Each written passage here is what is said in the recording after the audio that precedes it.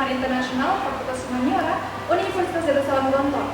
Dan dengan teman saya, nama saya Ratna Prabia dari Universitas Darussalam Gontor, program studi Hubungan Internasional. Nah teman-teman, pada kesempatan kali ini kami akan berkolaborasi untuk berdiskusi terkait diplomasi Islam. Jadi sebenarnya menurut kamu nih Afni, apa sih diplomasi secara umum itu? Jadi menurut saya, diplomasi adalah hubungan resmi antara satu negara dengan negara lain untuk mencapai tujuan bersama. Menurut Anda bagaimana? Diplomasi itu menurut saya, diplomasi itu bagaikan sebuah alat yang membawa kepentingan negara dalam level tertentu. Apa sih maksudnya? Dari diplomasi tersebut, sebuah negara akan menghasilkan keputusan kerjasama antar negara untuk menyelesaikan problematika suatu negara atau konflik yang sedang terjadi. Nah, tadi kan ini ya diplomasi secara umum ya. Kita masuk ke konteks yang Islam ini. Jadi menurut kamu nih, apa sih diplomasi Islam itu? Jadi menurut saya, diplomasi Islam adalah hubungan resmi antara satu negara dengan negara lain yang bersumber pada Al-Quran dan hadis dan Rasulullah sebagai panutannya. Menurut Anda bagaimana? Menurut saya sebenarnya definisinya hampir sama ya. Jadi diplomasi Islam itu berbeda konteksnya dengan diplomasi pada umumnya. Apa sih yang membedakan? Nah, jadi kalau saya diplomasi Islam itu memiliki konteks yang berbeda, yaitu bersumber pada Al-Quran dan hadis. Nah, diplomasi Islam ini sebenarnya sudah cukup lama diimplementasikan ya pada zaman Rasulullah dan khalifah setelahnya, seperti Khalifah Abu Bakar, Utsman, Umar, dan kemudian Ali, dan akhirnya menjadi suatu contoh bagi penguasa-penguasa setelahnya seperti penguasa-penguasa Islam Utsmani dan sebagainya. Jadi kita masuk ke konteks ini. Waktu presentasi ini, kamu dapat apa sih? Dapat pembahasan tentang diplomasi Islam dengan judul apa? Kalau saya kemarin mendapatkan judul Diplomasi Islam di Masa Khalifah Harun al-Rashid. Apa sih kontribusi Harun al-Rashid dalam diplomasi Islam? Jadi peradaban Islam berkembang pada zaman keemasannya selama era pertama dinasti Abbasiyah.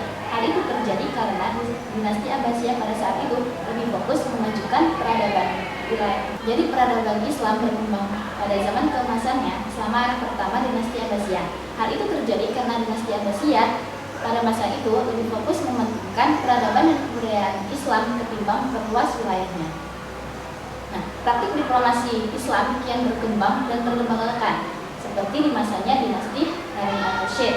Nah, dalam bidang diplomasi, Harun al-Rashid memanfaatkan satu sama lain beberapa praktik diplomasi Islam dengan berbagai kerajaan. Adapun praktik diplomasi yang dilakukan Harun al-Rashid sebagai berikut. Yang pertama, dakwah Harun al-Rashid kepada Ratu Romawi melalui surat-surat diplomatik. Nah, salah satu faktor penyebabnya yaitu ketakutan Ratu Iren kepada Harun al-Rashid menampakkan kekuatan pasukan Abbasiyah pada Romawi. Nah, pada saat itu Ratu Romawi Iren mengakui kedaulatan Abbasiyah dan membayar pajak atau jizyah untuk berdamai dengan Islam. Nah, tanpa paksaan untuk berpindah keyakinan meyakini Islam. Nah, kemudian yang kedua, hubungan diplomatik antara Harun al-Rashid dengan Raja Charlemagne, yaitu Raja Prancis. Nah, hubungan ini berjalan dengan baik, yang mengadakan pertukaran duta-duta besar dengan kerajaan dan Paris, yaitu Raja Karol Agung. Nah, tujuan diplomasi ini agar umat Kristen yang pergi ziarah ke Baitul Maqdis supaya dijamin keselamatannya. Adapun tujuan dari persahabatan antara Harun al-Rashid dengan Raja Charlemagne yaitu mengharapkan agar para raja Prancis dapat membantunya untuk memusnahkan sisa-sisa Daulah Bani Umayyah yang saat itu berada di Spanyol. Nah, karena daerah tersebut dekat dengan kerajaan Prancis. Nah, sedangkan kepentingan Raja Prancis kepada Harun al-Rashid hanya menjamin keselamatan orang-orang Kristen untuk pergi ke Baitul Maqdis. Dan cukup menarik ya membahas tentang diplomasi Islam pada masa Harun al-Rashid ini, yang mana Harun al-Rashid ini terkenal sebagai pemimpin yang membawa kejayaan Islam pada saat itu. Nah, mungkin dari Kak Cika bisa ceritakan sedikit materi yang terkait dengan diplomasi Islam. Jadi untuk presentasi pada saat itu saya mengambil presentasi dengan judul Diplomasi Islam pada masa Turki Utsmani. Dalam presentasi ini saya mengambil dua tokoh. Nah, dua tokoh dari Turki Utsman, Sultan Turki Utsman ke-7 dan ke-11, yaitu Sultan Muhammad Al-Fatih atau kita kenal sebagai Mehmed, dan tokoh yang kedua yaitu Sultan Salim II.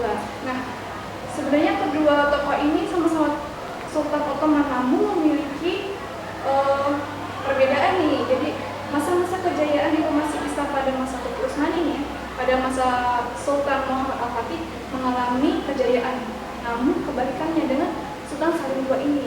Mengapa demikian? Karena pada masa Sultan Muhammad Al-Fatih ini memang memiliki karakteristik dan cukup cerdas dan dapat menjalankan diplomasi dengan baik pada saat itu. Jadi diplomasi pada masa Sultan Muhammad Al-Fatih ini tertuju pada dakwah dalam berbagai bidang, contohnya dalam kekuasaan, kemudian dakwah personal, korespondensi, dan juga dakwah mau'izah hasanah, kemudian pendidikan maupun dakwah rasional. Nah, pada masa diplomasi ini Sultan Muhammad Al-Fatih itu tertuju pada bagaimana sih caranya dengan dakwah ini masyarakat dan juga orang-orang penting pada saat itu berkontribusi untuk Konstantinopel. Gitu. Jadi yang kedua nih, Sultan Salim II. Kenapa sih Sultan Salim II ini mengalami kemunduran dalam kepemimpinan beliau? Karena pada saat itu Sultan Salim II ini kurang cakap serta kurang memiliki kemampuan dan strategi dalam melakukan diplomasi atau kepemimpinan pada saat itu. Jadi beberapa diplomasi yang pernah Sultan Salim II ini lakukan itu diplomasi seperti contohnya diplomasi ekonomi dan militer.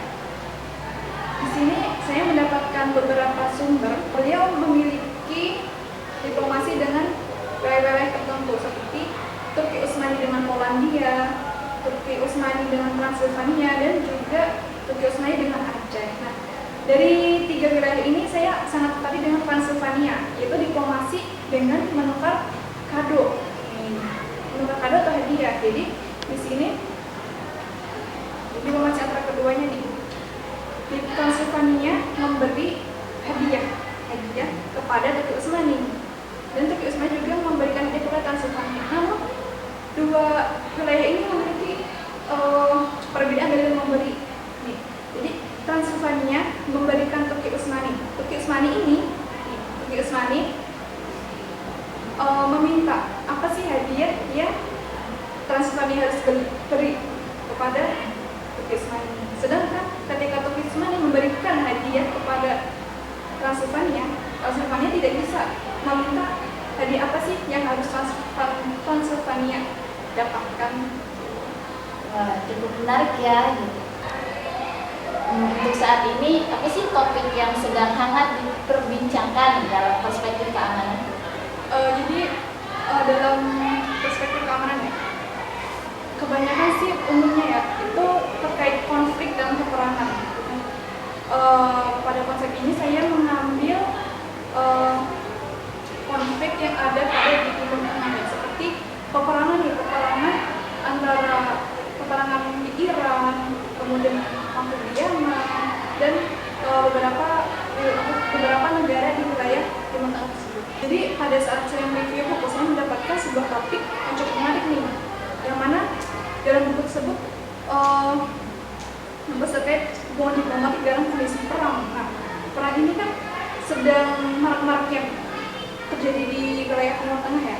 Di sini saya mendapatkan topik menarik nih,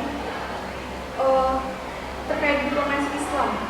Tetapi mengapa negara Islam tersebut sendiri itu berperang? Sebenarnya diulas dalam bab tersebut, sebenarnya kita sesama dengan muslim lainnya itu dilarang untuk berperang. Karena dengan berperang dengan muslim lainnya itu telah melanggar prinsip syariat Islam yang mana telah tertuang dalam Al-Quran yang ada pada surat Al-Mumtahanah ayat 8-9. Jadi mengapa sih negara-negara negara-negara Islam khususnya itu berperang, karena mereka itu kurang menghayati nilai-nilai yang ada dalam ayat tersebut. Kemudian yang pada akhirnya dengan adanya konflik antara negara-negara Muslim itu membuat citra Islam itu seperti wah, Islam ini berperang terus ya gitu. Sehingga banyak dari media-media Barat itu mendapatkan celah untuk mengintimidasi Islam itu sendiri. Padahal pada hakikatnya Islam sendiri itu tidak mengajarkan peperangan. Itu tadi salah satu isu dari perspektif keamanan terkait peperangan. Sekarang bagaimana sih isu yang sedang hangat-hangatnya dibincangkan dalam hubungan internasional terkait diplomasi Islam pada perspektif di sekitar? Jadi diplomasi Islam menurut saya, menurut perspektif bisnis internasional adalah yang pengelolaan hubungan luar negeri dalam bidang ekonomi yang tidak terbatas.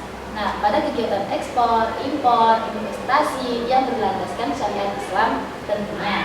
Nah, diplomasi ekonomi penting untuk menjaga agar hubungan ekonomi yang dilakukan antara pelaku negara dapat dilakukan secara lancar. Nah, saya punya studi kasus nih yang lagi hangat pada tahun kemarin, yaitu 2022. Nah, pada Piala Dunia 2022 di Qatar. Nah, Qatar menjadi negara Islam yang pertama yang mengadakan Piala Dunia nih pada tahun itu, yang berhasil menjadi tuan rumah Piala Dunia yang ditonton lebih dari 3,5 miliar orang. Ya. Yang didapatkan Piala Dunia di Qatar dalam diplomasi Islam dan ekonominya.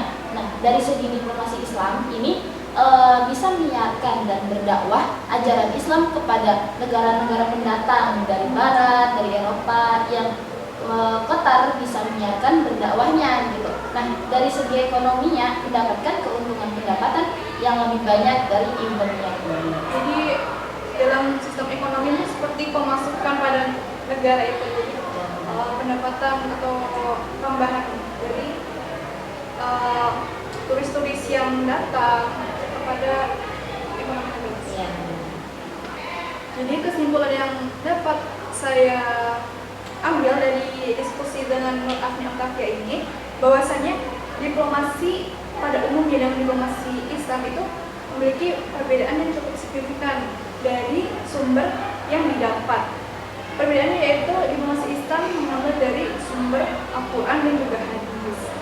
Nah, ternyata nih diplomasi Islam tuh tidak hanya negara Islam saja, tetapi seperti contoh isu yang dikemukakan oleh Raffi, yaitu seperti pada Piala Dunia 2022 yang mana diplomasi Islam antara Qatar itu mendapatkan devisa negara Qatar karena banyaknya masyarakat dari internasional yang mengunjungi negara Qatar tersebut. Sekian dari kami. Wassalamualaikum warahmatullahi wabarakatuh.